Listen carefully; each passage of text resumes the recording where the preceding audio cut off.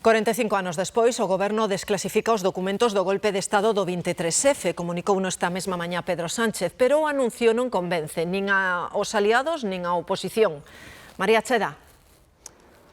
Sí, Marta de Arriba, porque para uns chega tarde ou é insuficiente e para outros simplemente unha cortina de fume. O certo é que este anuncio o que evidencia é a imposibilidade de Pedro Sánchez do seu goberno de sacar adiante a lei de información clasificada prometida dende o ano 2022 e bloqueada aquí no Congreso dos Deputados polos de Puigdemont, por Junts. Así que esa parte dos documentos verán a luz, sí, pero non a través da Cámara Baixa, senón do Consello de Ministros. Pero o Partido Popular isto é únicamente un disfraz doutra norma que non sae por parte do goberno de Sánchez.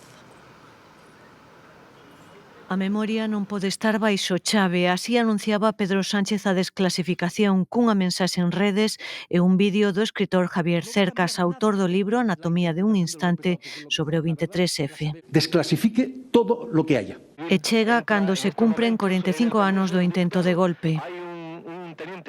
Merecemos saber qué ocurrió para prevenir aquellos comportamientos que puedan amenazar la democracia. Xa era hora, di a maioría de socios. Es una buena noticia y es una noticia insuficiente también. Insuficiente porque o que reclaman é unha nova lei de segredos oficiais que sustitúa a vixente, que é do franquismo. No puede irse haciendo por trozos para buscar titulares. O mesmo demanda o PNV, o partido que con máis insistencia ven reclamando unha nova lei. Cuente en que esta legislatura vamos a modificar la ley de secretos oficiales. Sánchez prometeullo a Aitor Esteban no seu último día no Congreso, pero certo é que a súa tramitación está encallada. Por iso, socios como Esquerra dubidan do anuncio deste luns. Creo que Sánchez se vuelve a sacar de la chistera un tema para tapar sus problemas de gestión y de liderazgo. Tamén o PP cree que se trata dunha cortina de fume. Igual dentro de 45 años nos enteramos de lo que ocurrió en el apagón. Os documentos desclasificados do 23F colgaránse na web da Moncloa a partir deste mércores.